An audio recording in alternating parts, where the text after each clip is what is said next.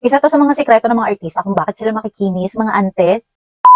Hi everyone, this is Kat at welcome sa ating channel. So for today's video, magna nighttime skincare routine tayo. So ipapakita ko sa inyo lahat ng mga kaartihan na inilalagay ko sa face ko every night. So let's go! Magtututbrush muna ako at ito yung ginagamit ko. Face You Baking Soda Toothpaste. Kasi baking soda toothpaste, nakakatulong siya makapagpaputi ng ngipin. Sa face ko, ang ginagamit ko, may ulting favorite mga ante, facial foam wash ng Fairy Skin. So, ang ginagawa ko dyan, sinishake ko lang siya. Hindi ko na binabasa yung mukha ko para makuha ko talaga lahat ng active ingredient nitong product. So, ayan, nagpapump lang ako. Super daming bula ang kinukuha ko para wala lang, gusto ko lang, ganun. And saka ko siya imamassage dyan sa face ko for 2 to 3 minutes, ganun.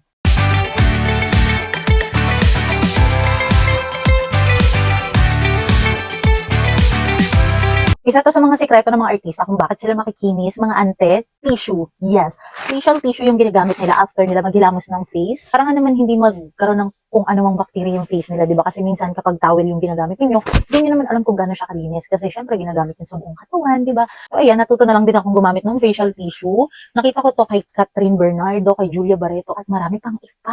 Yung ginagamit ko na toner from Lux Organics. This is Whitening Repair Ultra Light Glow Toner. Tapos niacinamide, licorice extract, and arginine. Cruelty, alcohol, and paraben free. Wag ka. Gumagamit din ako ng bulak. Baka pag nagtutoner, hindi mo sila gumagamit ng bulak. Hindi ko alam bakit. Be, nagsusugaw talaga yung pimples ko, be. Uy.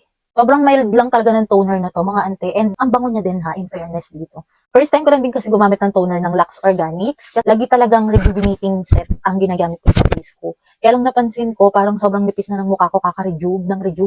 Nagtatry ako ngayon ng mga mild lang na toner at the same time, makakatulong siya sa problem ko sa face. Kasi ito yung mga problem ko talaga, mga ante. Mga problem ko talaga, ayun, oh. Yung mga redness, dark spot, at syempre, yan. Ang laki niya, grabe. Ang laki ko mag-pimples. And nagre-retinol nga pala ako ngayon, mga ante, dahil si retinol ay anti-aging and isa din siya sa mga nakakatulong para sa may mga redness and hyperpigmentation sa face. So, ang ginagamit ko is itong Vibrant Glamour. Ito yung kanilang retinol serum. So, after ko mag-toner, saka ko nilalagay itong serum sa face ko. Sinishake ko siyang mabuti, mga ante. Wala lang, gusto ko lang talaga siyang i-shake. And then, naglalagay ako dito sa palad ko. Hindi ko siya dinidikit sa mismong skin ko kasi mahirap na baka makontaminate ang ating serum. Then, saka ko siya iminamassage sa face ko. Kung hindi pa sanay yung face nyo sa mga matatapang na product at gusto nyo mag-try ng retinol, mas maganda kung i-alternate nyo siya.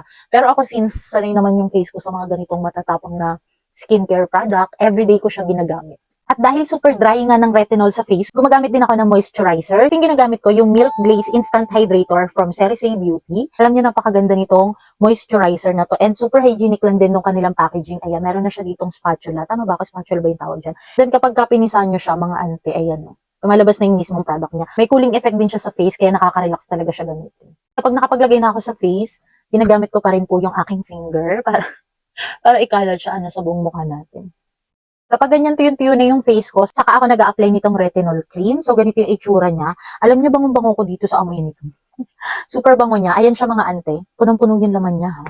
In fairness. Ayan, okay na yan mga ante. And then, ikakalat ko na lang siya sa face ko.